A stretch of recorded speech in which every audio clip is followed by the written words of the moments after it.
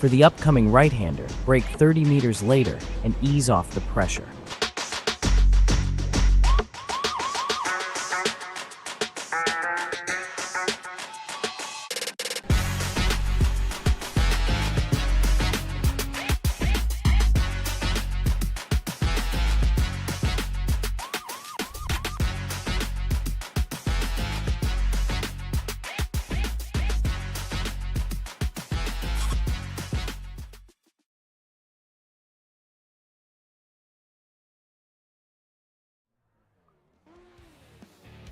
Hello everybody and welcome to the final round of the Trophi.Ai Radical SR8 Championship here from Daytona. We've been through 9 rounds to get to this point, starting at the beginning of March, all the way through to the Daytona road course where we'll be ending our season here under the lights tonight. Myself, Ewan O'Leary and Team Biggles will take you through the final round of the season. Up until this point we've had smaller, shorter races and reverse grids and all sorts. Tonight it's one long 1 hour race, including, and they're going to need to make a pit stop over the course of today as well. Good to be alongside you, Biggles, for the final round of the season. It's going to be John McCutcheon by the looks of things who's going to take the title, but we've been through a whole load of rounds to get to this point, and it's the longest race of the season coming up tonight. It is. Apologise for the information there about the heats. There's no heats tonight. It is an endurance race, and it's going to be one that the drivers will have to battle, of course, in the nighttime conditions here at the Daytona Roval. Yeah, it's going to be very good and interesting conditions to take on this race. We so often see races at Daytona taken on in the night time, and we are here again as well. I believe qualifying has just gotten underway actually. You can just see the drivers getting themselves onto the circuit at the moment, and there's sometimes in these leagues a bit of a rule, well not a rule but a gentleman's agreement to not be too close to one another and not draft off of one another. Might be a bit more difficult around this circuit to actually do that and stay away from each other, but we'll wait and see what they decide to do here in qualifying. Daytona, one of those circuits where you will want to be up towards the front because you'll want to avoid any problems through turn 1 for the first time. It's a very narrow and sharp opening braking zone on this circuit, and you don't want to be running into the back of one another on the brakes down there. So, have a look at this down here. It is relatively narrow when you get through here. So, well, it is one of those circuits where you can overtake here, Daytona. It is not easy to stay out of trouble if there are crashes in front of you, and that is what qualifying is going to be all about here, getting up towards the front so you can stay out of trouble. Give us a hot lap if you'd like. Obviously, Ewan, I know that you are driving in iRacing now too, so God help us all. But you can pick a driver, of course. We won't go with John because he's the man that can practically, or has practically wrapped up the championship at the moment there. Let's pick a driver, any driver, every driver's a winner. There's only one coming across the line. I don't know who it is, but there's someone coming across the line right now. Yeah. And starting a lap, everyone else is sort of halfway round. It is. It's Jamie Bird. So we'll follow along with him then, shall we, for a lap? That difficult opening braking zone, as I was talking about, coming off the banking. And down to the second gear by looks things, just to get the car turned in. And through the chicane, absolutely flat out through here before getting on the brakes for the International Horseshoe. Pretty short braking zones in these radicals, especially when you compare them to cars that we otherwise see at Daytona in the special events, for example, the Daytona 24 Hours, which is longer braking zones for those cars. Makes it more difficult to overtake through the infield in these radicals. There's the more difficult of the 2 International Horseshoes to get yourself into. That's the West Horseshoe down at turn 5, turning and braking at the same time, or getting into turn 6, and then over the bumps. It's very bumpy and you can get it all sorts of wrong there on the exit, and then up on towards the banking as well. Before you run round in towards the bus stop chicane. So Jamie Bird pushing on here. He will see what is, hello, zooming in. We'll see what the lap time to beat is going to be. 41.9 so far from John McCutcheon. Is that going to be beaten maybe by somebody here as they come across the line before Jamie Bird gets there? Doesn't look like it. McCutcheon's going to set the best lap time then ahead of Marsden, and just a little bit wide through the bus stop chicanes. Difficult chicane to get right because it's tarmac now, but grass either side in iRacing keeps it very, very difficult to negotiate.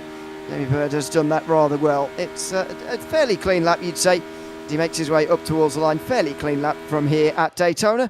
as he makes his way up towards the line. He's miles behind anybody else, and he's given himself some free track space, which is a good thing for him. Over the line for Jamie Bird. What is the time going to be this time round? Only 7th place for him, but it's a very close session so far. Let's see whether or not DeGraffi can get something about it. Purple sector 1. Let's see how he can handle the other banking elevations. Let's see if he can drive as quick as an Australian can in Formula 1, of course, winning another race, of course. No spoiler alert on that one. Aussie. That's right, beating you British drivers. Showing you how I get it done.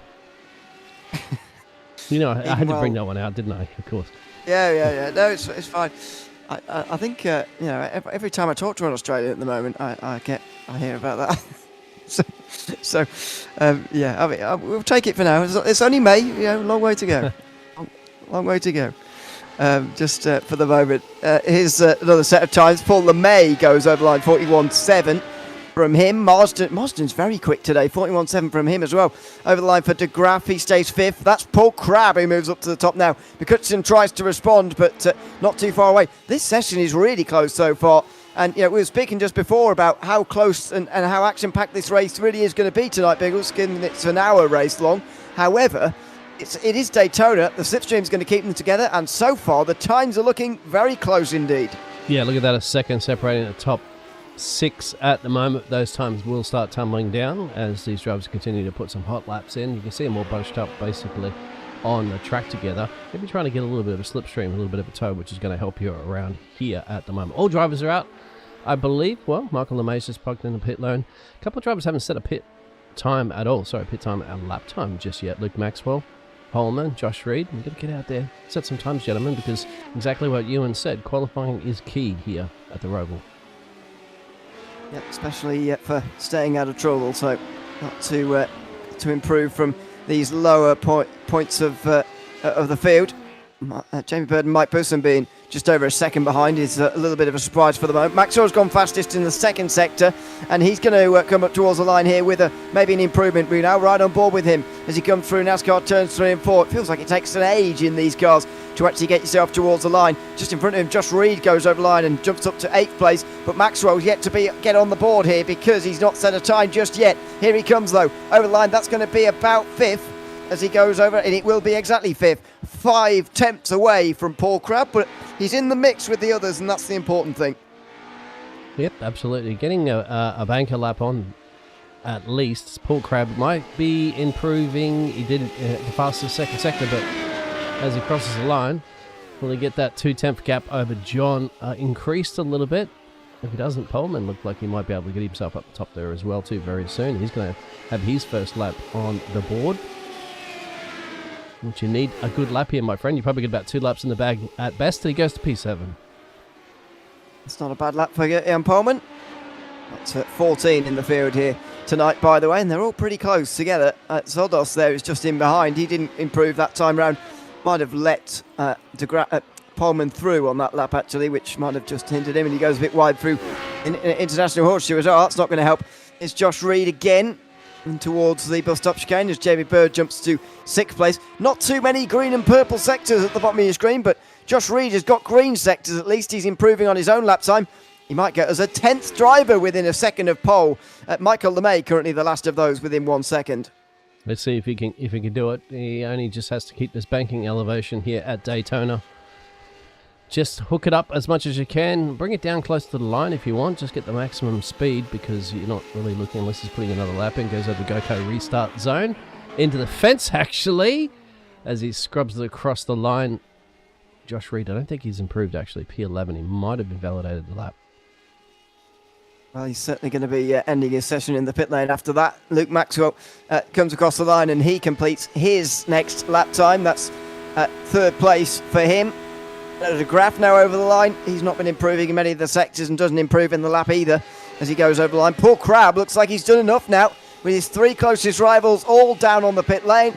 And that is not an improvement even for himself. So it looks like Paul Crabb is going to take the pole position here. Are any of those AM drivers going to improve just in the background as they come over the line? Mellis does. He goes up to 11th place. Gert-Jan Pullman in the background comes over the line. He is not going to improve by the looks of things there. He will stay exactly where he is. Soldos has only gone green in one sector. We saw him go wide as well. He's not going to improve. Damien G as well does not improve either. Menadograph continues on, but I'm not sure he'll have time. Same for Paul LeMay, who just leaves the pit lane. So it looks like the last pole position of the season is going to go to Paul Crabb, who is going to take this by 0.2 of a second ahead of John McCutcheon and Luke Maxwell. And what a statement. Did it by almost 0.3 too. Just in 2.5 tenths over everybody else. So that sets a statement there for the Irishman. But this is it for a couple more drivers that are on their out laps as the time's ticking over. So only about 7 seconds. I think at the moment De Graaf may be able to. No, he won't actually. He's going into the bus stop right now. That time's ticking over. We'll get to finish the lap. He will get to finish the lap actually. Let's see if it just waits a couple of seconds before costing over, because I didn't think he would be able to actually. He's not improving in any of the sectors anyway, so I'm not suggesting it will matter at all anyway. As Menadograph makes his way up towards the line, it is going to be a completion of this lap time from him, but whether this is going to be an improvement or not is entirely different. He has not gone quicker in any of these sectors so far. And there you go. On the bottom of the screen, though, he's not done a 1 minute 10. That is slightly broken. It's 42.6, and that is no improvement for him. He will be second then in the AM class. Stefan Mellis, it's going to be difficult to see how quickly he's going, as we can see there with the the lap time, on the bottom of the screen. We're just going to have to keep ourselves in suspense here as he goes over the line. And he does improve, actually, but he doesn't actually get any places for it. He stays in 11th. He's only just behind Mike Boosson, by the way. It's probably the surprise of the qualifying session. He's qualified down in 10th. Bit of work to do for the 666 machine, exactly. Just behind the 777 machine of Michael LeMay, too, for the two brothers racing entrance. But Paul Crabb is the man on top of the time sheets and gets the ultimate position to start the race in. But you got to think as well, too, John may be able to make a bit of a gamble there down into turn 1 and try to steal that one away from Paul Crabb. But at the same time, it is an endurance race, so do you risk it for the biscuit so early? Well, it's going to be very interesting to see the only endurance race of our season. 60 minutes of racing to come here at Daytona here in a few moments' time as the drivers get themselves ready.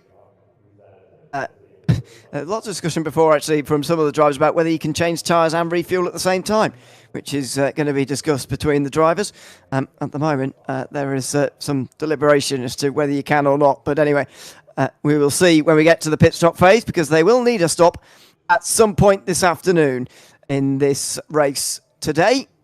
So I'm told as well it's going to be a rolling start as opposed to the standing start that we've had for most of this season. At least I'm hoping it's going to be a rolling start, because otherwise they're going to roll down the banking sideways and backwards if they have to do a standing start from the banking itself. They're all going to crash. So let's hope that is not going to be what we are contending with here tonight. Let's hope we are going to be taking on a normal rolling start here at Daytona. At some point, though, the session will move forward, and I'm not sure at what point, but at some point it will, and we will get the race underway and get the grid on your screen as well, because that checker flag has been waving for a long time, and well, it's going to finally stop waving in a few moments' time and get ready for this race itself. And now we can finally do that. Paul Crabb is going to be on pole for the final race of the season, with John McCutcheon just in behind. Luke Maxwell only a 100th of a second behind him, with Paul LeMay back in 4th. Declan Marsden takes the pole in the AM class ahead of Jamie Bird. Menadograph and Kurt-Jan Palmer on row 4 ahead of Michael LeMay and Mike Boosson.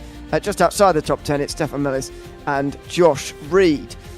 On the back row of the grid, it is going to be Peter Zoldos just behind Damien G for the 14 drivers who are taking part in our final race of the season. And a relief to the drivers, and maybe to us as well, they are doing a rolling start this time round. Aww. What do you mean a relief? I would have liked to see all the carnage just into a standing start, of course, there, so see if we can get it engaged in the gears and slip up through them, but that's not going to be the situation, as you had alerted to, my friend. Just having a look for the weather conditions here this evening. There it is. Partly cloudy without the chance of meatballs. Only 2 mile/hour winds, too. That shouldn't affect the drivers too much. With a 22 degrees Celsius track temperature. Very cold. Well, not cool, not cold, but ideal really at this time. Tyres not going to be put through too much strain with that. I mean, it would be fun to see the chaos with the beginning, but I mean, if you think about it, if we have all the chaos and carnage at the beginning, we've got another 59 minutes after that where we want some racing. And if we get carnage early, then unfortunately we're not going to get that. So I'm hoping with a rolling start, we may have a calmer race one, or lap one, sorry, of this race, but some exciting action as we go along. Let's get ready to rumble in the concrete jungle of Daytona for the final time.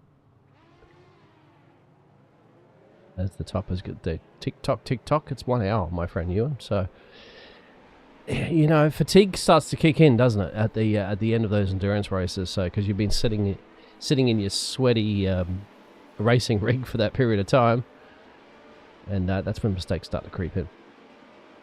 Yeah, it certainly can, and it's a lot longer, especially for these guys that drive radicals often. I think the drivers who do the enduros, and there's a number of drivers who do the enduros together actually from the radicals community, so they'll be more well suited to this, where you're more likely to do multiple hours of driving in one go. I know that likes of John McCutcheon and Luke Maxwell have done that in the past, and there's probably some others I'm missing as well.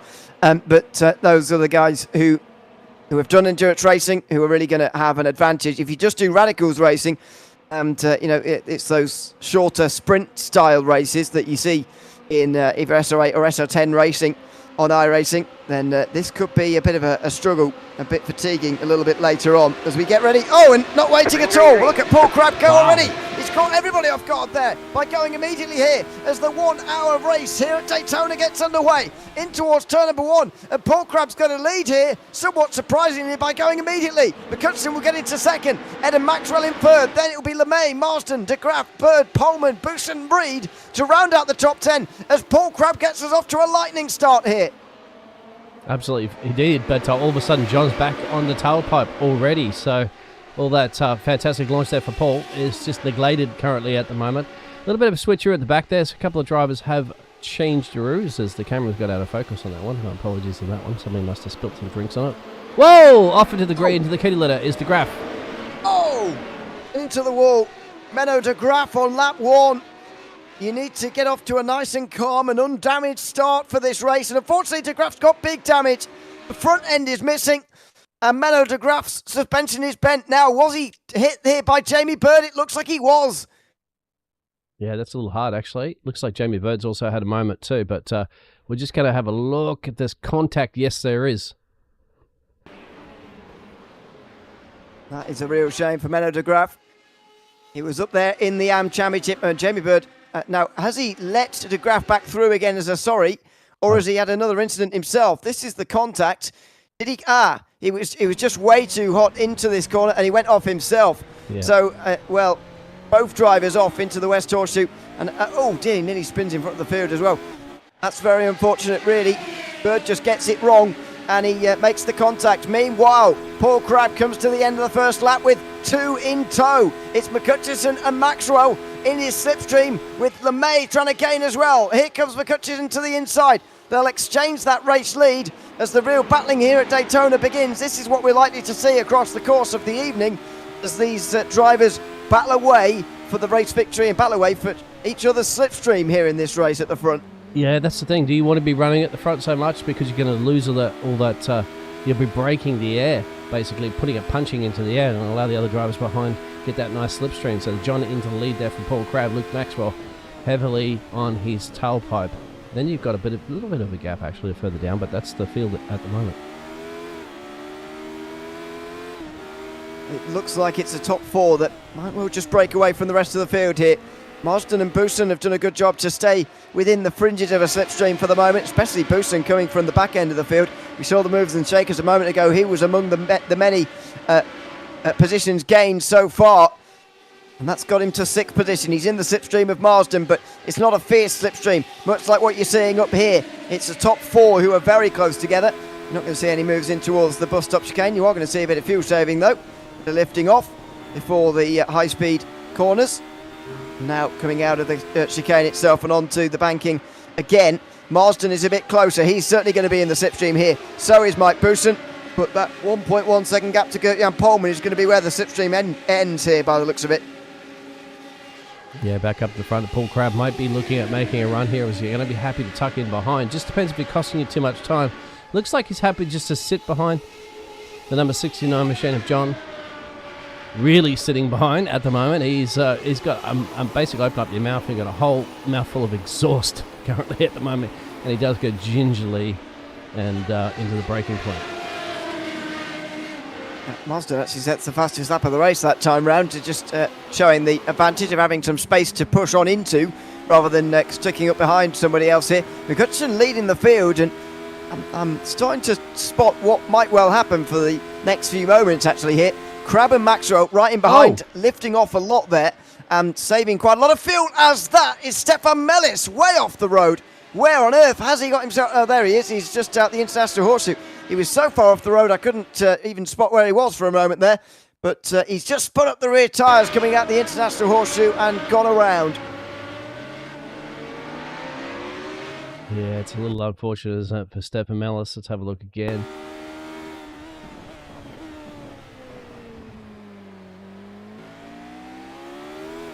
There it is. Just too loud on the loud pedal. And the car said, nope, thank you very much. I do not agree with that. You didn't buy me any flowers. You didn't take me out to a nice dinner. Thus, I'm going to put you in the kitty litter. Well, that was a little bit heavy on the right foot. Lights there, isn't there? Wow. Yeah. What's going on there? John McCutcheon is reflective by the looks of it here tonight. Wow, those lights are making a big difference. Unfortunately, they're making their paint shine. They're actually illuminating the road very well. The lights are not turned all the way up, what you get for oval racing around Daytona. They are dimmed slightly for road course racing as Paul Crabb moves to the outside of McCutcheon, and he's not quite gone straight through with no problems. In towards turn number one, McCutcheon's going to keep the lead, in fact, and here comes Maxwell. Does he get to the inside maybe of Crabb? Not quite this time round. McCutcheon still reflecting everywhere, but anyway, Paul LeMay, meanwhile, joins in. He set the fastest lap of the race so far, last lap as well, after gaining a bit of time, and now he's watching on in fourth place. And Paul LeMay set the fastest lap on that last lap as well too. He's in the 40 club, first driver so far in the race in the 40 club. But yeah, I must have too many lights on my iRacing. It's so tweaked. Track is tweaked to tweak, really. You got to do that on my iRacing these days, unfortunately, for broadcasting. And I probably have too many lights on the cars, so I apologise about that. That's just the way it is. But look at the audience; they're all lit up quite well on the grandstands there. Yes, I don't know how many thousand actually you get at Daytona, but it's a lot. So it's a big stadium, as it were. Even if most of the circuit is completely unstand-byable, whatever the word for that is. Anyway, down the back end of this circuit, no grandstands round here in towards the bus stop chicane, although I'm sure many would sit there and watch. Through comes McCutcheon, leading the others. Behind him, Crabb, Maxwell, LeMay, Marsden and Poussin, all still in that train. Look at it stretching behind. 5 of them, well, you can see 4. That's because Maxwell's hiding in behind Crabb here, and he's going to get the big double slipstream here. Does Maxwell maybe go for the double move? I get the feeling he's not particularly pleased in third. He wants to be at least second here, if not leading. Crabb is going to try and get to the outside in the meantime, and Maxwell is going to try and get past him by helping McCutcheon here by the looks of things. In towards turn number 1 again. 7 minutes gone and 4 laps complete in this race, and Crabb's going for the lead, but it's Maxwell who gains the place. McCutcheon holds on to the lead, and Luke Maxwell makes up a place into second. Good job, absolutely fantastic. Timed it right, got the slipstream slung out there, used the braking point into turn 1, got the job done. Paul Crabb and Paul LeMay now. Paul LeMay may be thinking about, hey, I could do this one, so because Paul Crabb's dropped 2 places, but it is early days. Remember, it's an endurance race. As long as they can stick together, it'll be perfectly fine. And Declan Larson's just starting to catch him at the back there too, in P5. Yeah, they are hanging in there. Those guys just in the background of this group. But this is exactly what Daytona racing is all about. A slipstream keeps things nice and close together, and it means you get some fantastic racing all the way around this circuit, but especially down in towards turn number 1 when you stamp on the brakes down there. Into the slipstream comes LeMay. Have a look at this now as he gets closer in towards Paul Crabb, the pole sitter for this race. Don't forget, that gap grows to half a second, and Crabb and LeMay are going to have to work together here to try and keep Maxwell and McCutcheon close. Through the bus stop chicane, they will gain a bit of time. That's a nice run there from Crabb. He's going to have a lot of speed now in towards turn number 1 by the looks of things, as the front 4 now begin to distance the rest of the field. Let's see whether or not there's been an opportunity for Paul LeMay. I think, oh no, I've just seen something on the race control there, but that's okay. That's from Stefan Mellis earlier on lap 3, we're on lap 5. But we're still 51 minutes remaining in this one. And there is your top 3 drivers, with the 4th one at the moment, Paul LeMay. We do have Pullman's heading into pit road. So, early pit stop too. And Peter Zolis. Whoa! Spin! That's Maxwell! why. Maxwell spins from second, and this could give John McCutcheon the chance to run away with this race. This is how races are won at Daytona. It's through mistakes and problems for drivers rather than through breaking away yourself. And Luke Maxwell has gone for a big spin here through the first corner, the first and second corner on this racetrack. He was even having a look to the inside. I'm not sure he was here. He was just staying as close behind McCutcheon as possible. And let's see here, does he hit the back of the car in front or does he go on his own? On his own. Wow, he just spins on his own on turning. Yep, he's trying to drift it into the corner. Unfortunately, these cars aren't designed for drifting, and that's exactly what you just caught at the end of the pictures. It's not exactly from the penthouse to the outhouse, but it certainly has dropped him down into the midfield of P6 currently at the moment. There was another moment, another incident where the graph has come off the track as well, too. Similar in that situation, but let's have a look where.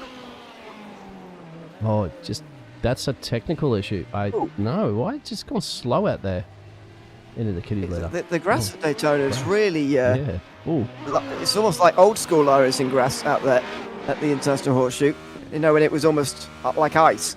It kind of is still like that at Daytona, in the infield section especially, and that's why you will have seen him locking it up like that. In a rather strange way. We saw him already go off into the West Horseshoe as John's in here. So is Paul. Oh, that's fast. Oh, he's practiced that, hasn't he? Paul Crab's in. So is Paul LeMay as well. Everybody's in here after just 10 minutes of this race. I do apologise. Some of these cameras are absolutely horrible that we have here. Just trying to find the right one for pit road. It's one camera I have for pit lane here, and it's practically behind a wall here, and there's a bit of a discotheque happening down there as well, too. It's almost like the Miami GP, isn't it? The Tiesto playing some tunes as we have 9 of the drivers in pit road. I thought they could go a little bit others further have already before been they in. ran out of gas. That's interesting. Yeah, John's up on the jacks. He's changing tyres in the meantime. I think Luke Maxwell is as well. But these are relatively long stops for these drivers before they get back out onto the circuit again. We will see when they're going to get back out again. This is taking a while. Yeah. A long. Now we're going. Goodness me, that was ages. But now we're out, and John McCutcheon is going to be out first, just ahead of Crab, and then it's going to be LeMay, another second or so behind that. But it's John McCutcheon who leads, but his gap is a lot smaller than what it was before the pit stop cycle. We'll see what it is when it actually normalises here, but 7/10 of a second or so by the looks of it. Yeah, just wondering if Pullman can gain a couple of places here by heading into pit road that lap earlier, but he will have to slot him behind them currently in a moment. Back in P7, still gaining position. Mike Booson's the biggest gainer so far in this race, 5 positions for the 666 machine. Yeah, he's done a very good job so far as Booson, and he's actually ahead of Marsden now, which is a new development. So that's a change for 5th position in this race. As Declan Marsden that follows Mike Booson, who's got the same thing going on there. Just have a similar paint to John McCutcheon. That's Josh Reed just in behind Pullman. So that's Pullman making up that one place there in the pit stop phase, as well as we go on board with Booson, who's got Marsden behind him. Marsden with that 3-second AM lead as things stand as we approach 1/4 of an hour complete. If they have to stop every 10 minutes or so, this is going to be a very busy pit race for the pit crews, I should say. But I can't imagine they'll have to stop all that many times again. Well, a small you need a little jerry can on the back of your car there, isn't it? Because they're running out of gas that quickly. It'll be very interesting. Paul Crab under the back there of John. A little switcheroo for these two that started in reverse positions, but currently they are together with a 3-second gap down the road to Paul LeMay. So it's 2 for the lead now. McCutcheon and Crab, 1 and 2. That is one of our battles on the circuit. Booson versus Marsden is another one. Josh Reed's in again. Yes. I'm not sure why was he speeding on the exit. Maybe I'm not Oh, sure. no, But he's come off track he's a couple out of times. So oh, okay. that's interesting. He went off track. Oh, JB Bird gets past Damien Glee. Not quite yet. Still side by side. Damien G just with his nose in front for now, but you'd imagine Bird will get through and away. Down towards the International Horseshoe. He's going to get that 10th position is Jamie Bird after the issues he had earlier on. He's now on the recovery drive, down 4 from the start, but he is back in the top 10 now at least. This is when Josh Reed has gone off again, but to me it's... Ooh. Doesn't look like it was a hard lick into the fence or anything like that, so...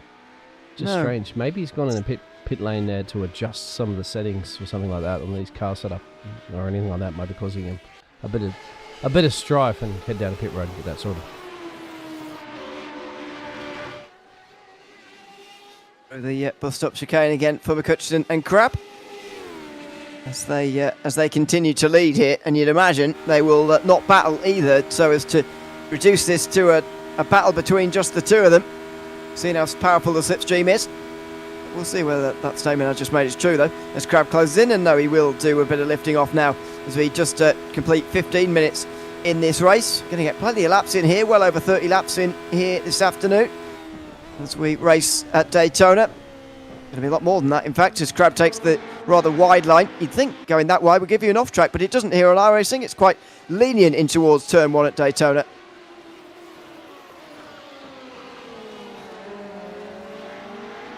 Yeah, let's get the NASCAR trucks out there as well too to enjoy some fun. Well, I'm not quite sure what the time is actually that you would put in on a good old American truck, mate. Oh, pure horsepower. Nothing you have to worry about with these radical cars. These are fun little cars to drive. Not that I've ever driven one before. I'm sure you have, Ewan. No, actually, well, not in iRacing, I should say. I just have elsewhere. Right. I haven't driven them in real life either. Just wondering what happened here to Graf. Has he had a moment? Again. Yes. Has he just been wide through turn 1 again, which is quite a common occurrence. Quite late on the brakes, and he does almost what Luke Maxwell did actually early on. Graf does seem to be struggling a little bit out there tonight.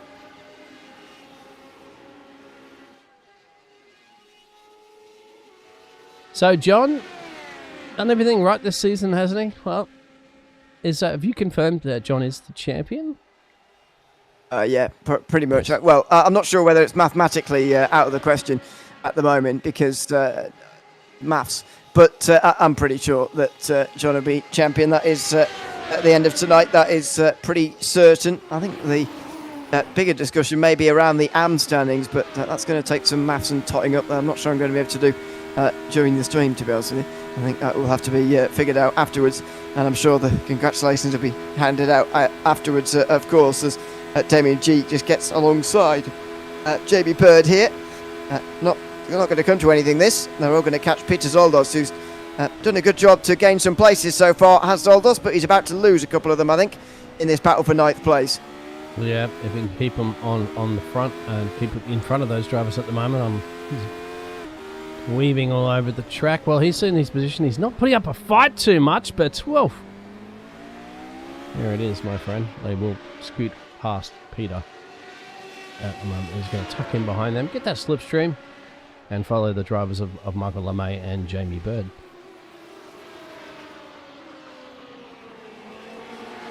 And Jamie Bird up to 9th place then. With these... with that battle down towards the back end of the pack. This is John McCutcheon versus Paul Crabb again. And look at the gap to Paul LeMay now. It's nearly 5 seconds after at the exit of the pit stops, about 1.5. It's grown by 3 seconds in just the last 8 minutes or so here. As the gap for John McCutcheon and Paul Crabb as they come down the straight on the way towards the end of another lap again here. Just listen to this.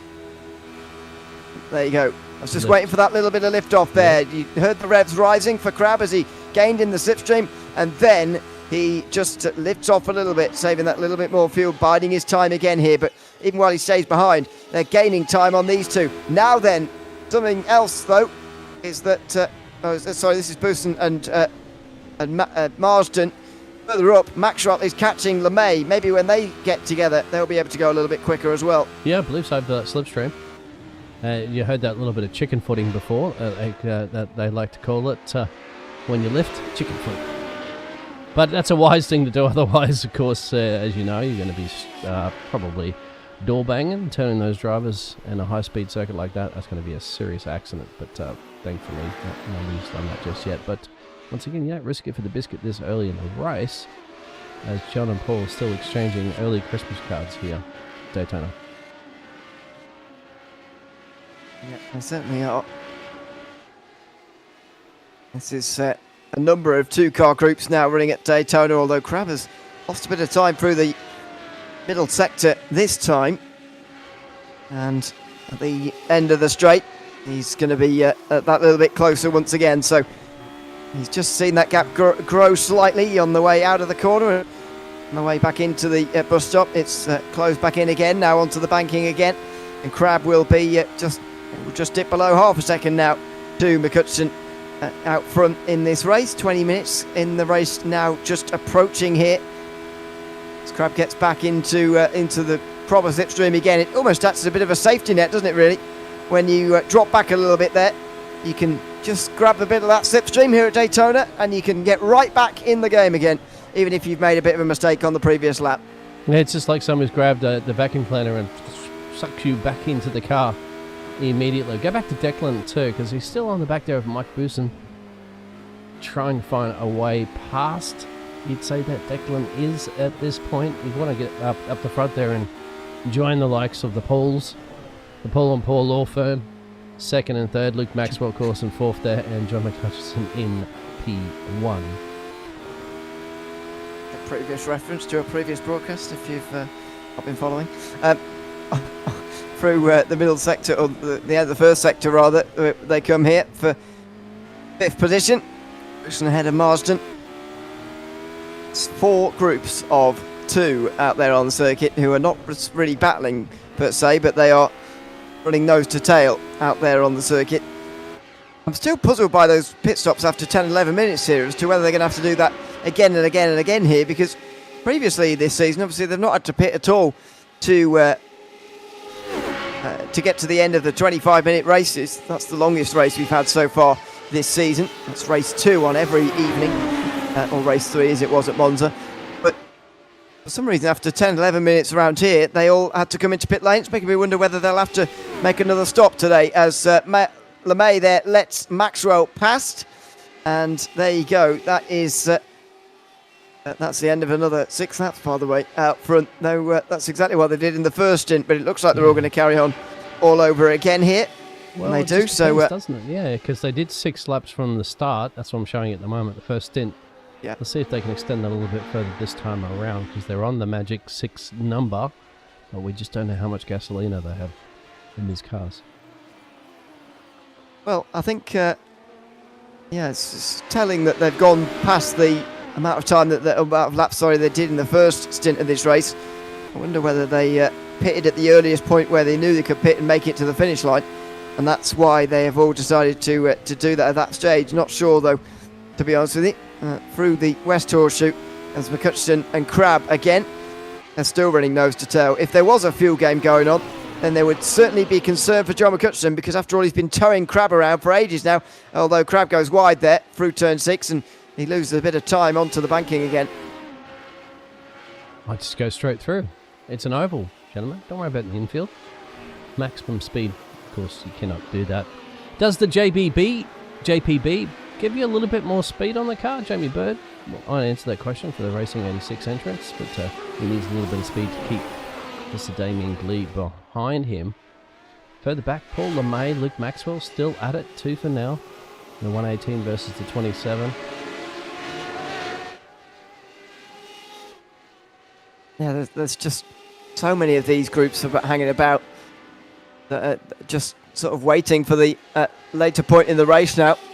But I think for these two, they'd want to have catch wanted to have caught Crab and McCutcheon, but they're not going to do it. Although, having said that, Crab was below the double yellow line there alongside John. Not sure quite what he was looking to do there, because you're never going to make a move down the inside at that stage.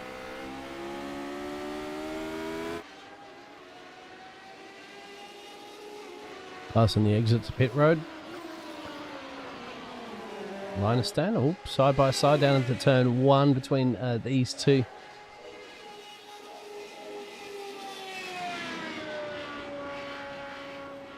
And it's going to be Bird straight back through again by the looks of it, into 9th position.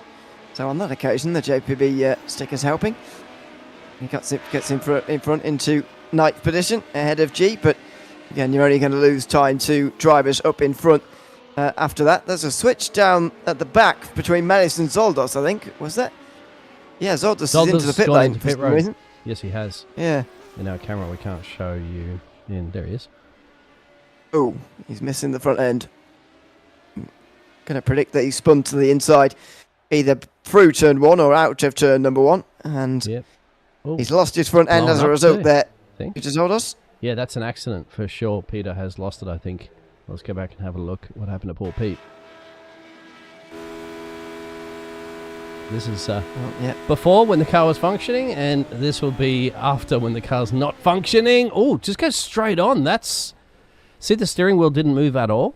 Let's go back and have a look from inside the car. Just, all right, so he's cruising along, la la la, drive, and then he just goes dead straight there. Yeah, I think what happened was, on turning there, well, first of all, took a very narrow, and at this point he realises the car is never going to be driven back on its own. I think he realises very early on in the corner there that he's not going to make it, and so he locks it all up, and that, obviously, with your front wheels locked up, means you can't turn either. Hence why he just went straight on and straight into the wall on that occasion. It was a bit of a weird one, I've got to say, but it looked like, to me, Zoldos just missed his braking zone. And that's how he ended up straight into the barriers down there at turn number 1. And so he'll be on pit lane now, taking a long repair. We'll have a look at that again, see if it was, if we could see a smoke lock-up or something like that from the car, just to, in a minute. So I missed the action here between Declan and Mike. No, Mikey, no! Mikey, yes, Mikey, yes. If we can get past Declan. I think he has lost this place in this stint, hasn't he? He came out ahead of Marsden, I thought, in 5th position, but maybe I'm wrong. They are he's up 4th. Close to tail for now. Maybe it's still the same as it was before, I don't know, but he's certainly up for the day. Makes me wonder really a little bit why qualified down in 10th position, to be honest, if he's showing the speed that he is. Another view of happened to Zoldos. Yeah, it's a lock-up. You can see the mark on the ground there. See? Right there. There's the evidence if you're an investigator, a crash investigator. You're right. There's Crab and McCutcheon again. Nothing gets past you, son. In towards turn 1. Crab stays in front again here. So just in front of, or just before halfway, these two are continuing to stretch their advantage over the rest of the field. Maxwell and LeMay next in line. It's going to be between these two for the win, both in Crab and McCutcheon, but they've still got another half an hour to fight this out. Oh yeah, and he can go off into the kitty litter like that as well, but survives another day. John just lifted off completely on that one, didn't he? Because I guess Paul was carrying that speed straight through the grass, which gets quite slippery. That's quite slippy. That's quite impressive, you'd have to say, that he kept that pointing straight. Have a look. Yep, gets really bumpy there too, but he knows, keep it straight, because as soon as you turn that steering wheel, you're off. Yeah, he kept his foot down as well, which is very impressive indeed. So poor Crab loses that bit of time, and John McCutcheon will close in again. But will he be happy now to just sit behind for a while, like what Crab did to him a few moments ago? Oh, a bit of a bump draft as well. Well, you do see that at Daytona, but not necessarily on the road course before the bus stop chicane is negotiated, and through they go. McCutcheon right in behind Crab. Is he going to go for the overtake, or is he going to hang behind again? Well, considering you saw Paul go off into the grass a couple of times, you might be happy just to apply that pressure to him. I was surprised that Paul didn't get a slowdown from that one too, because he clearly gained an advantage. Side by side. Very close. Very close together to side contact, but McCutcheon does go through on the outside. Well, he's tentative on the brakes before turning in there for turn 1. Very wide berth given between the two of them. And Paul Crabb does stay in front there, ahead of John McCutcheon. That is a good bit of defending from Crabb. Shows that it can be done, but as we just saw there, it is possible to come out the final bus stop chicane behind and be ahead before you get to the start-finish line. If this is going to be a photo finish, it is possible to stay right in front and or come from behind rather and get in front before the start-finish line at the tri-oval there. Yeah, it's going to be coming. It'll come down to that last lap, literally after an hour of racing in 30 minutes time now. So we are approaching the halfway point. I'm going to go back up to the front there because it looks like they are going side by side again. So old switcheroos happening up front of the field. And there's a mistake from Crabb by the look of that. And John McCutcheon slips through on the inside line. So that is a pass again for the Scotsman. And Crabb will close in behind as well into second position. And now he will take up the position of drafting again and actually creates quite a bit of space through the bus stop chicane to begin drafting again. 5.3 seconds now the gap to Maxwell, so it's about a second and a half closer than what it was a couple of laps ago. But we will wait and see whether that continues its trend or whether that's just for a couple of laps, because if it does continue, maybe we'll have 4 for the lead again. The inside now, Mike likes to go there. So Declan Marson on the outside. Let's see if we can make it stick into the notorious turn 1. There's your GoCo restart zone. So no caution flags, of course, we're going to be having here that you usually have at the Daytona Oval. And it's still the same situation. But Jamie Bird may be getting LeMay.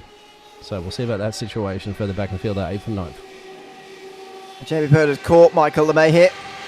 Oh, wow, he just about had the space to do that. Pulled right in front of him on the way towards turn number 1. He's broken very late there as well. Has he got it stopped? Yes, he has. He got it stopped well in towards turn number 1 as well there. So that's a legacy of Jamie Bird catching Michael LeMay, being a little bit quicker and catching him up. And now he's passed him as well into 8th position, and Jamie Bird will now go off up the road. Yep, and it'll allow Michael LeMay into play here as well too. Damien Gee gets the job done, actually, on old Mikey. As Pullman has gone off the track as well too, somewhere along the line here. Who's currently running in 7th place. It's just a little off-track excursion there, about 5 seconds and change, I think. Let's see what's happened to, just gone too deep into the quarter and just tries to keep it out of the fence, which he does. Gingerly, get on that loud pedal, my friend. Gingerly on the loud pedal. There it is. Back onto the field there. Get rid of all that kitty litter off the tyres there and back into his racing position in P7. And he's still got about a 2-second gap to Jamie Bird. Yeah, that's going to come down though. You'd imagine Jamie Bird is going to get closer. As he battles for 7th place, and there's a huge gap that I don't think Jamie Bird is going to be able to cross. There's Bousson and Marsden. They have changed positions again, so that's Bousson in front of Marsden now into 5th position. Are they going to be able to catch any of the others? That is the big question here. It's really helpful for Marsden though, because look at the gap he's got now. Declan Marsden is the AM leader of this race. He's now got more than 15 seconds as well ahead of Gert-Jan Palmer, who's in 2nd, because he's been drafting and working together with Mike Bousson, one of the faster pros, as LeMay and G go side by side in towards turn 1. That's Jamie and G following the lead of Jamie Bird, who went through on the previous lap. Now it's G through at the start of lap 19. You gotta love the Steve McQueen on the helmet that you can see there. There he is. He's racing like Steve McQueen. You wouldn't remember Steve McQueen, my friend. You're too little. Also, I don't like films. Yeah, you don't like films. I can't believe you don't like films. It's another problem. You like music? I hope. James is regularly on to me about that. Yeah. Not a huge not a huge music You fan just, either, to be honest. Motor racing, you got oil in your blood, I swear. You do that, Ewan. You Or love any. motorsports. I watch any sport. And that includes any motorsport. Yes. So there you go. That's what I do. No film or music. That's boring. I won't be taking you to an opera then. Please don't. Over the line for start lap 20 comes John McCutcheon. I bet John McCutcheon would like an opera. He continues to lead ahead of Paul Crabb. Quarter of a second is the margin. 42.1s from them last time round. Maxo did the same. A little bit quicker from LeMay as they try and catch up to these two here. The gap's still 5.4. It has stabilised in the last couple of moments. 25 minutes to go. And it's still a waiting game for Crabb and McCutcheon. Just curious if there is going to be another pit stop or not. We don't really know, and the chat's really quiet out there, so if you are tuning in, please let us know. If you are a driver, just get ChatGPT to text that for you. Text to speech to text. And I got a laugh out of you, Ewan. There you go. I'm putting this on my little notes here. We got a little side bet going on the JPB broadcast and how many times we can get you to laugh during a broadcast. I got one. Alright. Oh, I mean, that's not going to be too difficult, to be honest. It's always known as school for laughing way too easily at everything. But You're a lolling, really. Not learning, yeah. That's the change for third for Paul LeMay. He gets ahead of Luke Maxwell. Not sure how that's happened, but I know that Maxwell's lost some time in the exchange because they're now both over 6 seconds off of McCutcheon and Crabb, who are out front. Not a great run, though, from LeMay through the chicane itself. And is Maxwell going to push him? Or, well, what is going to go on here? LeMay goes up the circuit there, up towards the wall. And Maxwell now trapped off the back of him here. He will now almost push him down the next straight on the way towards the start-finish line. But where is he going to go here? Left or right? Well, neither for the moment, as he just crosses the line. Paul LeMay keeps that third position just for the moment ahead of Maxwell. That was a bit weird. They were chasing each other up the banking and all sorts. He's going to go the other left or the other right. Didn't quite... had to lift off a little bit more into the corner. Just not confident in following that close into the turns 1s and 2s. Further back, but Jamie Bird just got past Poleman, it looked like, as well. Yes, he did.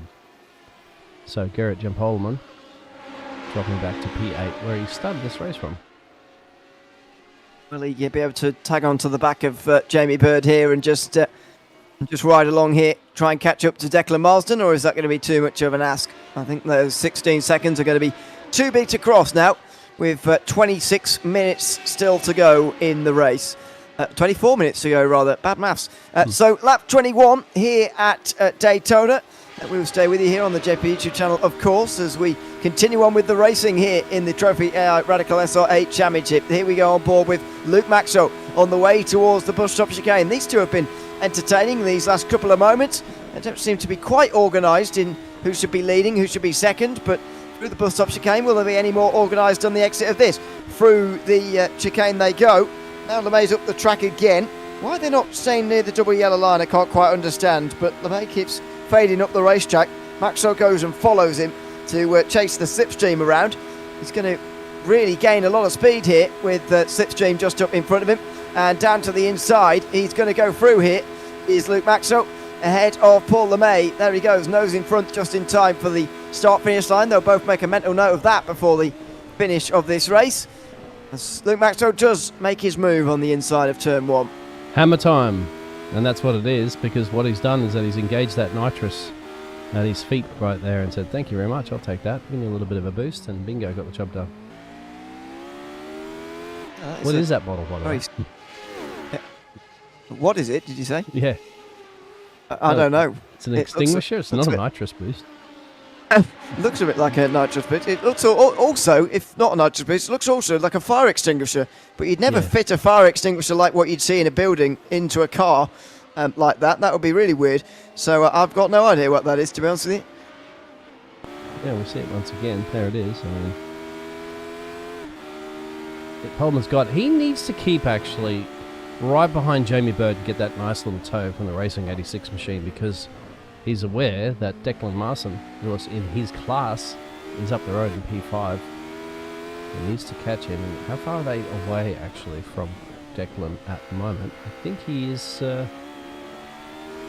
well, he's about 17 seconds down the road, isn't he?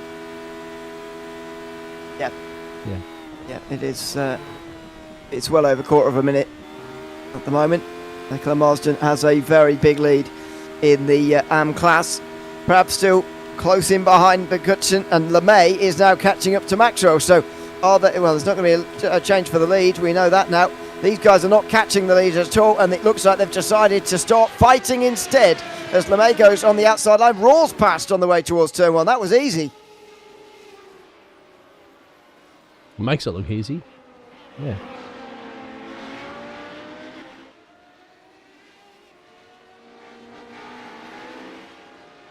Well, changed me well for Booston versus Declan. Marsden. Oh, he's off.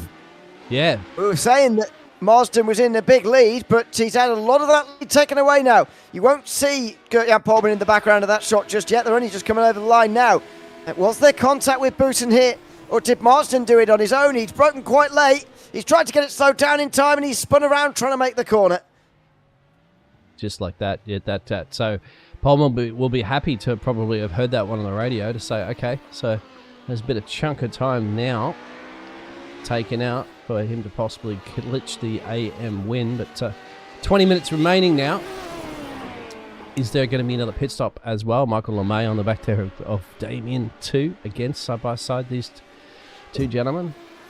Loving these fights that they're having out around the track here this evening. Yeah, it's another good fight. LeMay back in front of Damien G, who was in front earlier, don't forget. They've exchanged that place once or twice here this afternoon. As now they make their way onto the banking all over again. So we've got that battle. We've got Gert-Jan Polman and Jamie Bird. We've also got Paul LeMay and Luke Maxwell. Also got the one for the lead, of course, which will continue on. But this is for third place on the way down towards turn 1. They've exchanged places quite regularly in the recent past, and Maxwell's going to look to do that again here as he in towards turn 1. Outside line, he has a peak, but no chance to go through this time. Paul LeMay keeps that position, goes a little bit wide, in fact. Now will be under pressure through the S's section, and he might even be forced to defend for the International Horseshoe. Not really. He stays in front, and that will be Luke Maxwell staying for now in that 4th position, just in behind Paul LeMay. Inevitably fighting all the time. May get to a situation where somebody's going to bump into somebody, and we could have an incident in this race, especially if that fatigue starts kicking a little bit longer too, because we got about 19 minutes into this one as Damien and Michael LeMay still at it too for now, back at 9th and 10th place at the moment. Damien up 3, Michael starting that same position he started the race in. We'll go back up to Luke Maxwell again too on Paul LeMay, because they just love a Siamese twins on the racetrack. And look at that again. Not staying on the double yellow line, but just moving up the track there, up the banking, and Maxwell follows. Into the last 20 minutes, and Maxwell can't find his way past just for the moment, with LeMay just up in front, staying in front just for now. Out of the bus stop chicane they come. Who's going to win the race to the line this time round? Because it has changed. Last time round, LeMay did, even though he started in front. And I do think he's got a little bit more straight line speed than Maxwell, actually, who now does stay behind, actually. Doesn't want to take the move this time. Yeah, they've got to get the race control message from Ewan there. Stick to the double line, gentlemen. Why are you not sticking to the double line? It's just a longer route for no reason, really. Yeah, the shortest path is the quickest path. Yeah, I get it too when it's the last lap of the race and they'll be battling for the win. I totally get that. It's actually quite an effective way to keep the driver behind you. If you are in front, there are a number of different things you can do, and that is one of them. If you're weaving around and using the slope of the banking there, but on this stage of the race, it's pretty puzzling as LeMay G, that's Michael LeMay, battle away. This is Michael LeMay on the inside line. Demi G in the red on the outside, the all red, and he can't get past. He stays in 10th. They're going to keep trying, and they're going to keep trying, and they're going to keep trying. Unfortunately for Peter Zolis, he is may have tried a little bit too hard into one of the corners here, because the no-name racing driver, you can see approaching the corner. Yeah, he was kind of getting a little bit out of shape, wasn't he, into the turns, and because of that high speed coming out of it, didn't quite make it stick on board. Let's have a look. Yeah, he's in the bumpy, getting out of shape, isn't it? And then he got on the loud pedal, just no traction out there. It's super bumpy out of turn 6, really, really bumpy. And Zoldos, if you're just a little bit too heavy on the right foot there, you'll find yourself in trouble. And meanwhile, Maxwell bump drafting LeMay through the corner almost here, and that can get dangerous if they're not too careful. I'm not sure if he actually is touching him there or whether they're just running close together, but goodness me, it was close. Over the line they go, and LeMay keeps that position. So has Maxwell decided here that he wants to stay behind and stay in 4th place here, and maybe try and overtake him on the last lap? Well, yeah, exactly. That's what it's going to be coming down, isn't it? Crunch time at the end of the day. And I have to mention, I do love how British people say bumpy. It's very bumpy. Bumpy? Bumpy. Yes. I mean, yeah, it's a U. So. Yes, bumpy. Bumpy. Bumpy. Yeah, it's bumpy. I didn't think that was... maybe it's just my accent, I don't know. We say bumpy. You guys go say bumpy. Anyway, it's just a difference in languages, of course. Yeah, well, I don't think Australian English is notoriously known as being good English, my friend. Well, what is good English? Many people in England can't speak good English either. So that's the thing. Out of turn 6 and quarter of an hour to go. In the meantime, as the time ticks down, McCutcheon and Crabbe have still been running like this for ages now. We are waiting and bubbling up for a close finish between these two. The advantage, of course, of having an hour-long race like this as well is that Crabbe has had all the time in the world to size up how he wants to make this overtake in the final 5 minutes as well. That he has, exactly. He's been studying the number 1 car, the 69, number 1 position of John for some time now. And he knows as long as he can stick with him, it'll be no problem to put those fights when it counts there in the end of about 14 minutes' time. I just love when you go through the bus stop, how much of that dirt is kicked up. You see it flying in the air under the lights here in Daytona. It's absolutely fantastic. Its sensational speed through those corners is amazing. Must feel great to be out there in the car doing it for an hour as well. And we'll go on those rides as well too in the infield later on too. Yeah. There you go. Do you like rides as well? I mean, it feels like when you go to Daytona, it's something that everyone wants to go and do anyway, doesn't it? Really. As long as you don't do it during the race. Yeah. Well, you say that. You watch the cars go by, 24-hour race at night time, maybe. Oh yeah, for 24 hours. Don't do it like those corporate people do when they get those VIP tickets in Formula 1 and they just sit there and chat around tables while the race is on, which annoys me because they're about $20,000 tickets that people would love to have. Anyway. To be fair, I think Formula 1 is a very bad spectator sport when you're actually there. Not that I've ever been to a race, it just seems like it would be a pretty bad spectator sport. No, it's alright if you get the right position. Sit on a hill, get a fold out chair. Silverstone would be great for that. Camping, adventure and all that sort of stuff, the whole experience. Oh, the British weather would be it'd make you miserable pretty quickly. Yeah, true. I reckon. Be all muddy and wet at the end of the first day. On a normal summer's day anyway. So there you go. This is much better for spectators in my opinion. Daytona, 24 hours, just sit, watch the whole circuit. If you're in the grandstands, you can see the whole thing basically. Spotters, binoculars, my friend, if you want to see the cars on the back straight. Well, maybe, yeah, that's true. But at least you can see.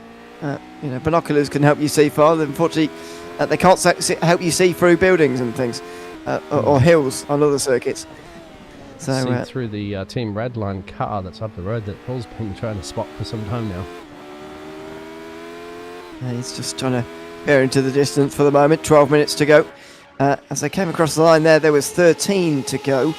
That probably gives us another 8 laps maybe as we cross the line again here. This is Pullman versus Bird. And so Pullman might have given up on the very unlikely dream of catching Declan Marsden. He's putting pressure on Jamie Bird. That was a big slide for Bird out of turn 1. Yeah, great power save actually there from Bird, just keeping it on the track just yeah, the gods of James looking down on him on that one, saying, "Okay, keep my car in one piece." Look at, see the kitty little flicked up onto Pullman there. The physics are quite well on that one for iRacing, at least for the spectating view. Won't affect any of the performance, of course, of Pullman, unless he has to use a Terraflizer on his helmet.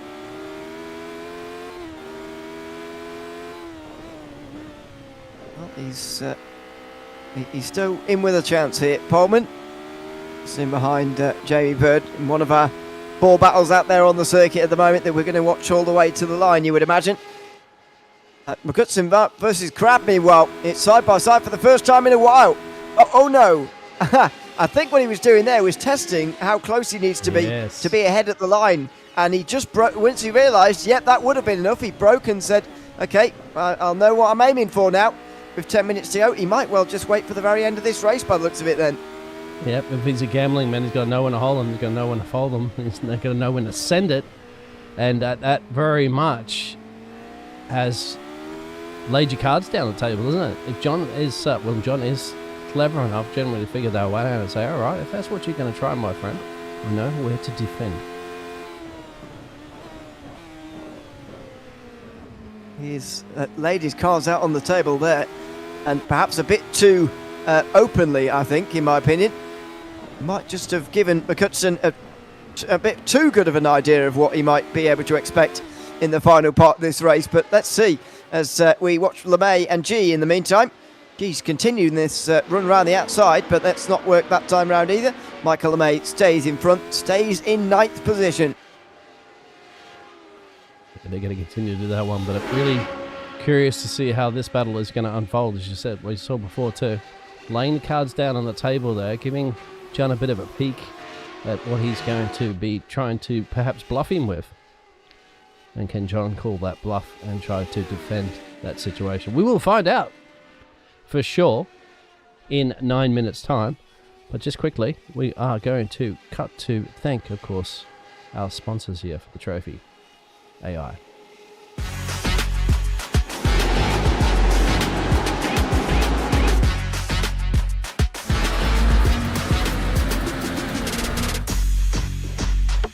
For the upcoming right-hander, brake 30 meters later and ease off the pressure.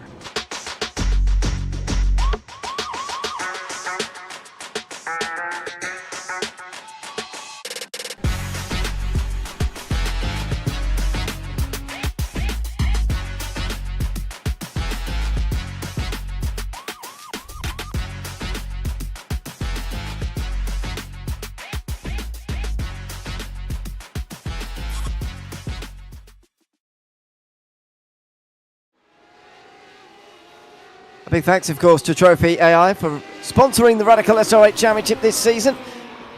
As we come to the end of a 10-week calendar, started all the way back on the 3rd of March at Oulton Park earlier on this season, all the way through to the 5th of May as it is today.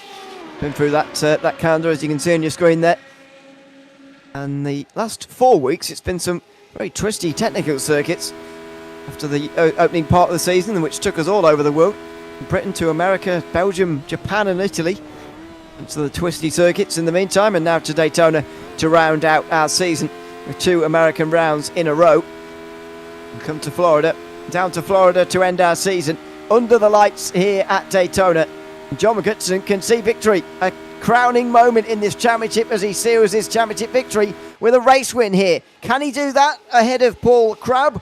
Or is he going to be overtaken later on here? Crabb has been this far alongside before, but this time round, he does actually go through with 8 minutes to go. I thought he was going to wait for the last lap. Clearly not. He goes to the front. Yeah, he has, and that's interesting, isn't it? I would have thought he would have waited a little bit too, because he's been sizing him up, but no. He's going to see, maybe he's going to see if he can make a little breakaway here with the pace, because obviously been following John for so long right now. He maybe hasn't had an indication of what he's capable of doing with speed. If he can get I guess it's not a bad call, actually, because if you think you can get a bit of a breakaway right now, this is the time to do it, because you're not going to have time in 7 minutes' time to try to get a big gap. So let's see how it pans out for Crabb speed here for the C64 machine. A number of other battles, of course, just to remind you of. Maxwell LeMay is going to be a run to the line by those things as well. But Bird and Pullman the same. Michael LeMay and Damien G the same as well. So we'll be able to hopefully catch all four of them across the line. Everyone's on the lead lap here apart from Peter Zoldos. All of those leading battles, though, are on the lead lap. So they're going to come over the line one after the other. And we'll hopefully enjoy them all at the end of this race in the last 7 minutes, because that's what this race has basically been building up to. So far, this race has all been one long stretch about just waiting and indeed building up to what's going to be a grandstand finish for a number of positions here. I'm just having a look at, just keeping an eye on Paul Crabb. He was pretty much perfect through the bus stop there. So was John. John will catch him now.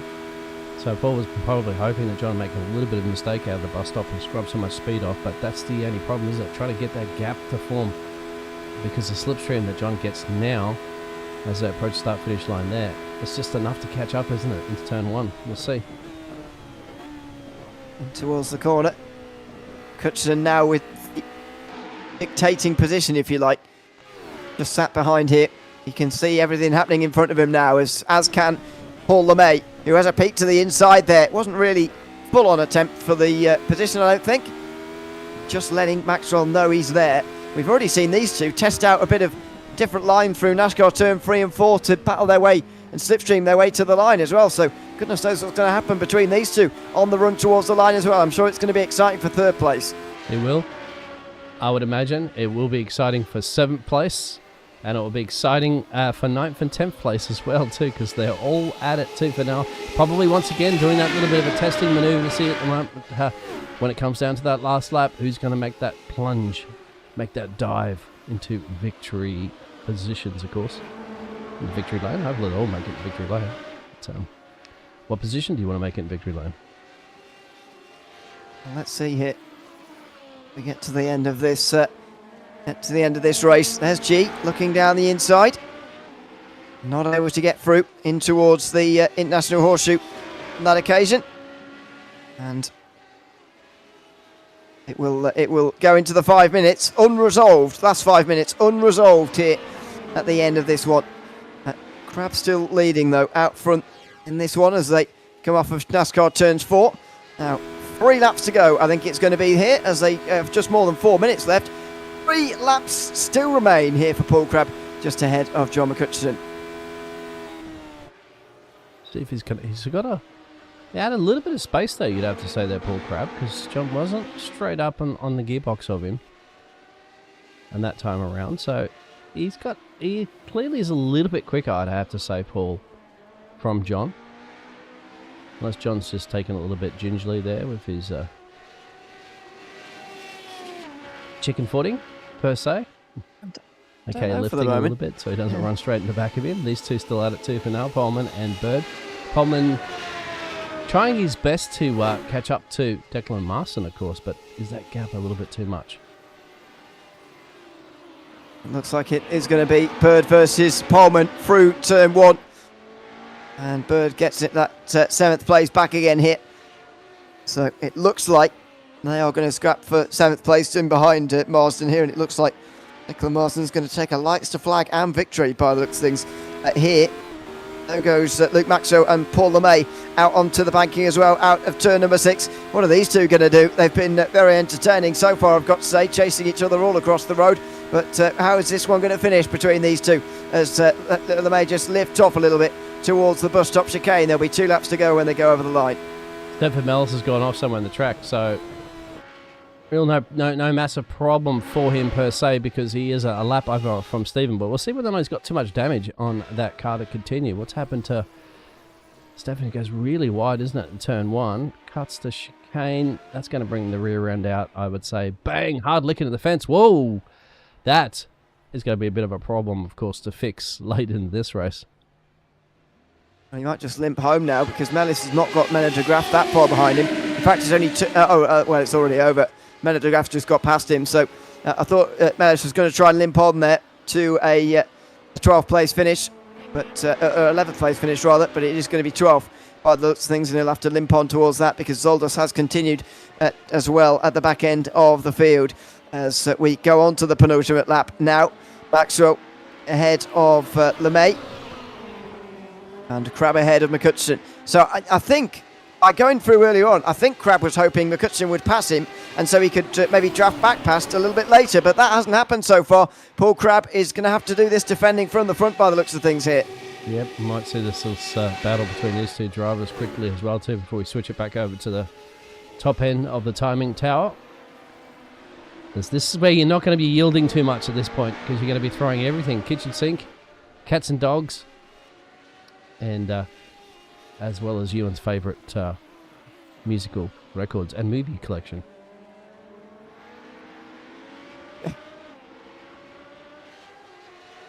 There they go on the way towards the West Horseshoe again as Mellis does pit now. Probably the sensible thing to do. To pop out again before the finish as LeMay get just about pulled up in time there. That was quite close to spearing off the circuit entirely there. And Maxwell now does go high. What's he hoping for there? McCutcheon in the meantime not quite going to get anywhere near Crab. If this is next lap, Crab is going to hang on to the win, but there's just over a minute to go. We start lap number 35, the last lap of the Trophi.Ai Radical SR8 Championship season is coming up now. Yeah, I think that might have been a smart move from Paul Crab if he realised he did have the speed to hold off John. But what's John got up his sleeve here? As what we would assume to be the champion here of the Pro Division. He's wanting to go out with that lifting that trophy up high on the first step of the podium here for the final race of the season. So he would want to do that. Will he risk everything to do it? That would be the question. Yeah, how much is he going to lay on the line here, and how does he actually get past side by side between Bird and Poleman? These guys haven't been waiting for the final lap. They have been racing before then. I think Poleman has realised he might not be able to draft past him towards the line. Actually, he might struggle to do that, and so he's decided to attack from earlier as Mellis stays out the way. He's not going to play a role in this factor here between between LeMay and Maxwell. They will continue on. They're about 12 seconds behind the leaders, though. They're coming into the final chicane now, the final corners of the season. After an hour of racing here at Daytona, Paul Crab overtook for the lead about 10 minutes ago, and he's had to hold on to the lead from there. I'm not sure that's quite a good run enough there through the bus stop chicane. He's going to have to do something different here. Oh, and he does. He moves up to the high side now. He's going to try and let McCutcheon through on the inside, is he? What's he going to do to try and fend him off? He weaves back to the inside now. He's through the middle. Where does McCutcheon go? Surely he's not going to be let through on the inside. He is. Oh, Crab might well let this one go here. On the way towards the line, it looks like John McCutcheon's going to have it. And our champion is going to seal this with a victory, is he? It's thousandths of a second. Wow. Only 12 thousandths of a second. But John McCutcheon wins this race just ahead of Paul Crab in the end. Further back, Maxwell beats LeMay by well over 7-8 seconds. In fact, he's off somewhere, is Paul LeMay, because he's off in the banking. Yeah, they've contacted. He's got behind Boosen and Marston. Declan Marston's going to win in the AM class. He's just about caught up to Mike Boosen, though, as Paul LeMay, has got off the road. He might even be overtaken by Bird and Poleman here, who are racing up towards the line. He is going to be. This is going to be for 6th place now, as Poleman pulls alongside. Oh. It's a photo finish, but Bird gets there to 6th place, and Paul LeMay is only 8th. Yeah, Luke Maxwell had a moment here, so he's gone for something here, and it hasn't worked. He's blowing up. He's blowing up. Oh, what? He's blowing up. It was... who was it that blew up? Paul LeMay. Paul LeMay blew up, yeah, there it is. I wanted to see if I can go back and have a look at that one really quickly. Oh, Paul LeMay had blown up. Goodness me, that is unbelievable. Paul LeMay. Yeah, there. See the puff of smoke.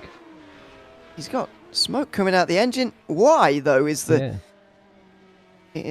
question. He's obviously slow then towards the line. He limps over the finish line. I mean, that's a very strange one. That is a very, very strange one. But it looks like he's just run out of engine power or something, and he's blown up his engine on the way through the bus stop chicane. And that's the end of that for LeMay, as he drops to 8th position on this last race of the season. Well, that is just about going to do it for our race. Peter Zoldos comes over the line. Jamie Bird is the last driver, even still out there on the circuit to be, and then he'll jump back to the pit lane after an hour-long race here at Daytona to round out our season. I'll have a look at the race results here from that final race. And it will be John McCutcheon who takes the victory. 14 thousandths in the end ahead of Paul Crabb, who didn't get a good enough run at the bus stop chicane to really stay in front on that occasion. Luke Maxwell finishes in third after that bizarre finish there. Mike Booson just beats Declan Marsden to the line. Marsden, though, is the AM class winner. Jamie Bird finishes sixth, just ahead of Gert-Jan Polman, with Paul LeMay limping over the line in 8th place with that damaged engine. It's Michael LeMay just in behind his brother there, with Damien G next in line. Then Menno de Graaf, who had that late pit stop, or that early pit stop, I should say. Late pit stop, I should say, for Stefan Mellis. Peter Zoldos has quite an early one as well. He dropped down towards the back end, and Josh Reed unfortunately retired in the first few minutes of that race, first 10 minutes or so of that race. Let's have a chat then to John McCutcheon, who has taken the final race of the season. Congratulations, John, on the victory. The closest margin that we've seen, and it was always going to be here at Daytona. First of all, talk us through that final lap there. What was your plan, and how did you execute that on the final lap?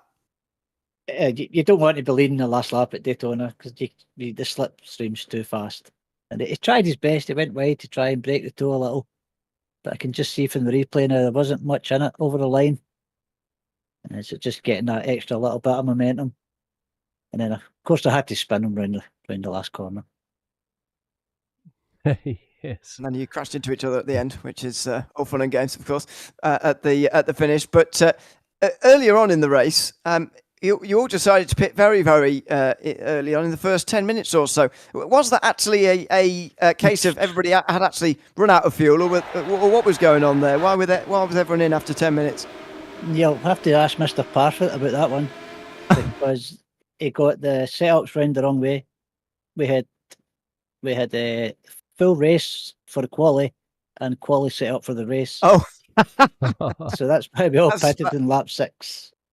That is hilarious. Well, I thought I could not work out what was going on. The fixed setup, I guess, is the only explanation on that occasion. But I'll make sure to tell him about that. That's quite funny.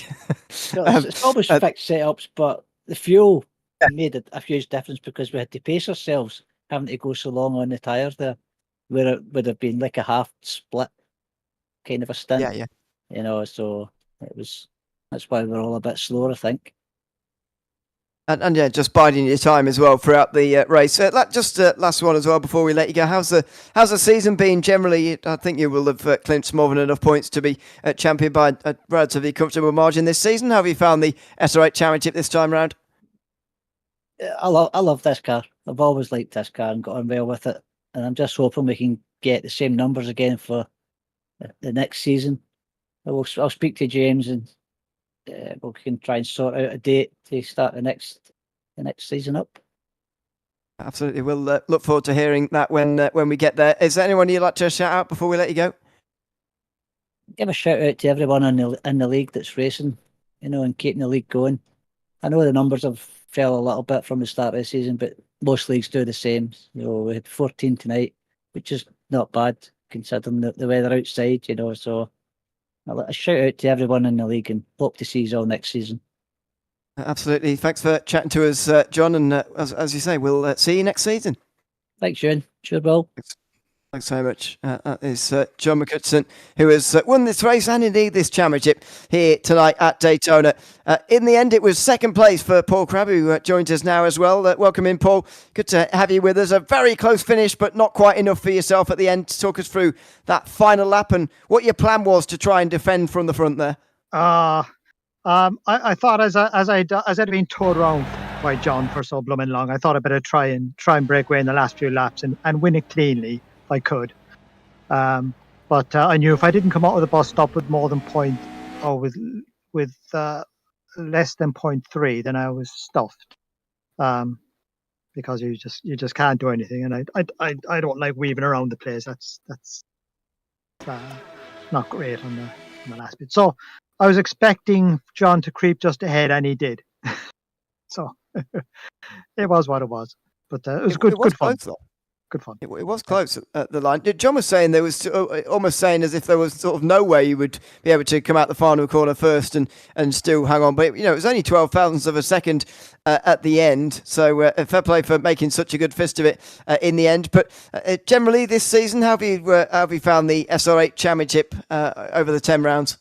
Oh, it's been great. I mean, I missed 3 or 4 rounds, so that was unfortunate. Nothing you could do about that. But yeah, I've had some fantastic racing. Yeah, really good. So, Well, it's been great to have you here. Thanks for coming to have a chat with us tonight. Is there anybody you'd like to shout out before we let you go? Oh, that McHutchison bloke for doing all the work on the demo laps and just sorting everything out for everyone. He's done a great job. Well, thanks so much for coming to chat with us, Paul, and thanks for participating in the season as well. I'm sure we'll see you again soon. Okay, thank you, gents. Good job. Thanks very much. That is Paul Crabb, second place here tonight. Luke Maxwell ended up finishing in the third position. Congratulations, Luke, on a podium to end the season. A bizarre finish. We'll get to that in a bit. But first of all, how disappointed are you that you had that spin in the first sort of third or so of that race that really took you out of that front group in the end? Yeah, I felt all right, to be honest. I was thinking, yeah, we got low because, well, John probably or someone explained about the fuel situation where we started on quali fuel, but I thought, the car's fine, and then yeah, just lost it. I think I went a bit too far onto the grass on the left, and then round she went. But luckily enough, I managed to get going sort of fairly quickly and had a really good pit stop. I think compared to the others, I've practiced the pit stops a bit. Yeah, that definitely helped me. So yeah, made up a bit of time there. Then it was a case of trying to get back onto Paul LeMay's tail. I was thinking if we work together, we might have a chance of catching up with John and Paul if they start battling. But yeah, I think Paul was just sitting back a bit, and then yeah, sort of let it past, and then it was a bit cat and mouse really, especially the last few laps of trying to get position for the finish really.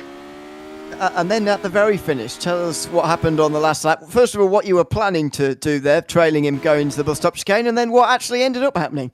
Yes, exactly. It was like I want a 0.3 second gap going into the coming out the bus stop was kind of optimal. Had worked out, and if I did that, then I'm fairly sure I would have been able to have him on the line without a chance of him coming back at me. So, but then yeah, his engine blew just as coming out of the bus stop and just ploughed into the back of it.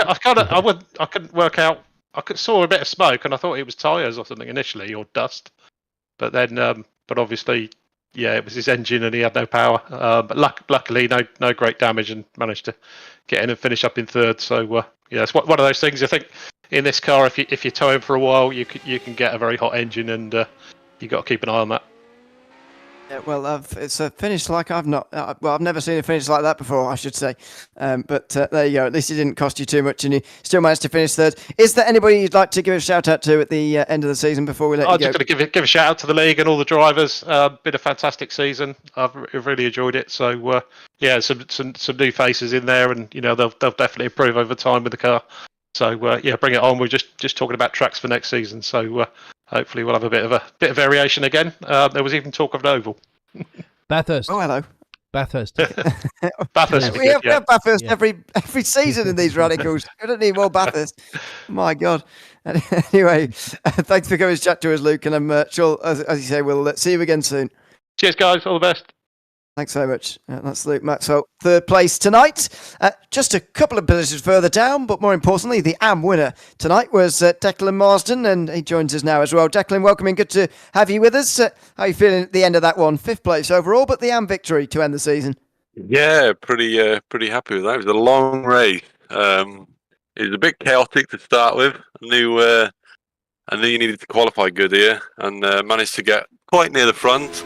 And then the plan was just to stick with that front pack for as long as I could, basically, and it worked out, I suppose.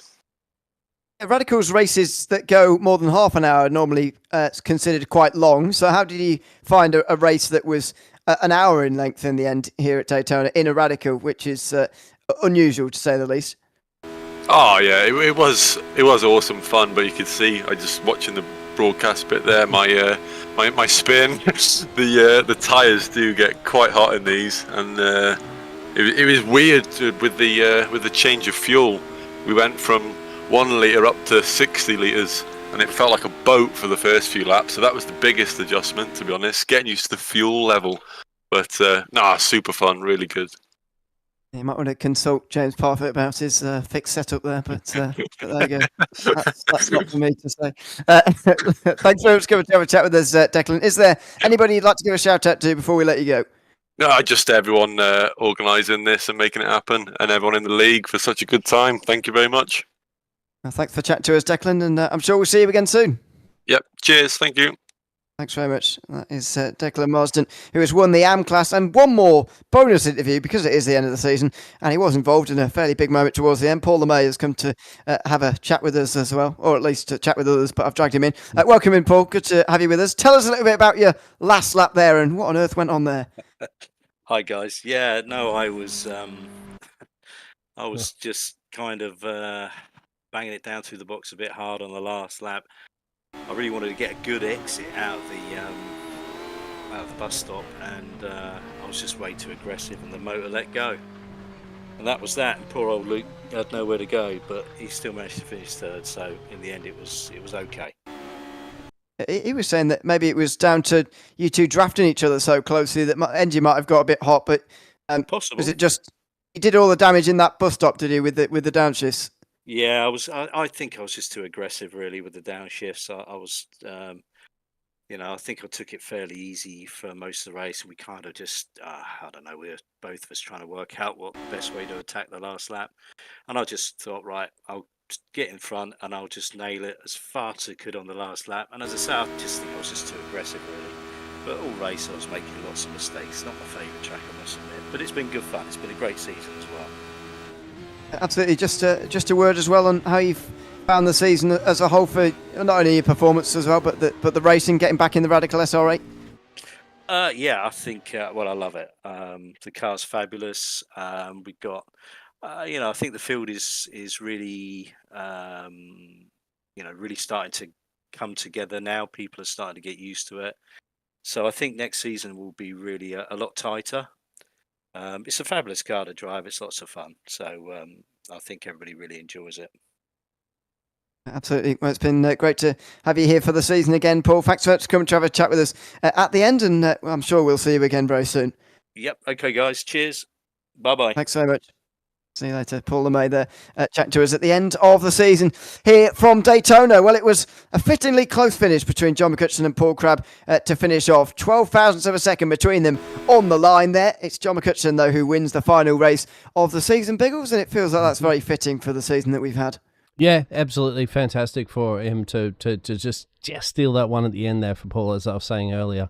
You want to wrap up the championship by holding the champion trophy and the race win here at Daytona. And just to confirm, I did spot down there, it's a fire extinguisher that's at their feet, believe it or not, in the car there, because I zoomed in there before during the interview.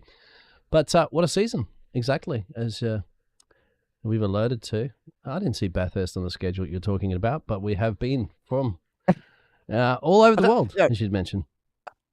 I don't mean on this schedule. I mean on every other Radical schedule there's ever been. Yes.